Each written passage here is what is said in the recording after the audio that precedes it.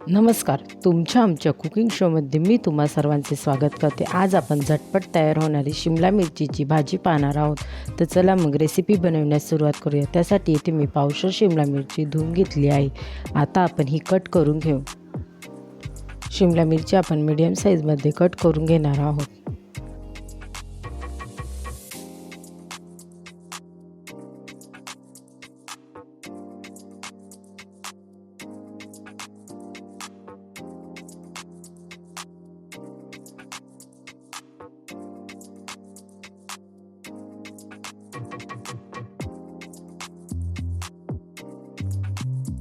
आता आपली सर्व शिमला मिरची कट करून झाली आहे. आता शिमला मिरचीची भाजी बनवण्यासाठी येथे मी पॅनमध्ये तेल गरम होण्यासाठी ठेवले आहे. तेल गरम झाल्यानंतर त्यामध्ये आपण 1 टीस्पून जिरे, हिंग, एक मीडियम साईजचा बारीक चिरून घेतलेला कांदा. आता आपण या कांद्याला 2 मिनिटांपर्यंत तळून घेणार आहोत. आपल्याला या कांद्याला खूप जास्त वेळ तळायचे नाही, कारण शिमला मिरची टाकल्यानंतर हा कांदा पुन्हा एकदा तळला जाईल.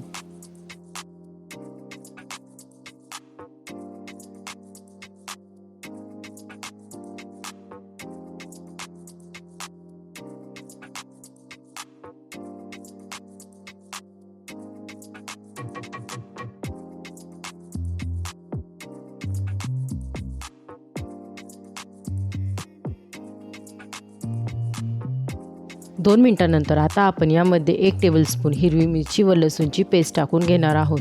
तुम्ही तुमच्या आवडीनुसार मिरचीचे प्रमाण कमी जास्त करू शकता. आता आपण 1 मिनिटापर्यंत या मिरचीला चांगल्या प्रकारे तळून घेणार आहोत.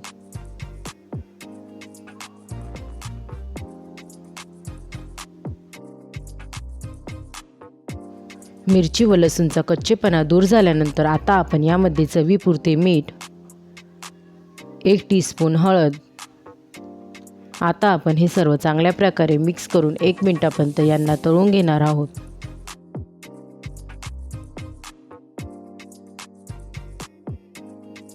एक मिनिटांनंतर आता आपण यामध्ये कट करून घेतलेली शिमला मिरची टाकून घेऊ व हे सर्व चांगल्या प्रकारे मिक्स करून घेऊ.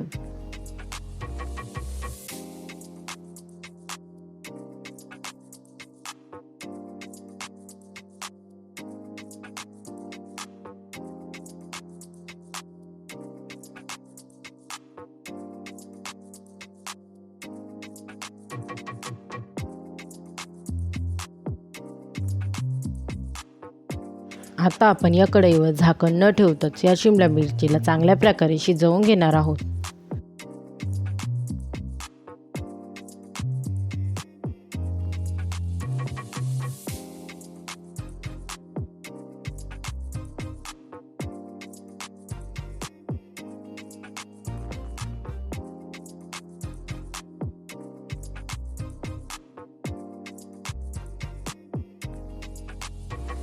आता आपली शिमला मिरची चांगल्या प्रकारे शिजत आली आहे. आता आपण यामध्ये 2 टेबलस्पून बेसन पीठ टाकून घेऊ. बेसन पीठ टाकताना एका वेळी सगळे बेसन पीठ टाकायचे नाही, हाताच्या मदतीने थोडे थोडे बेसन पीठ टाकायचे. आता आपण हे सर्व चांगल्या प्रकारे मिक्स करून घेऊ.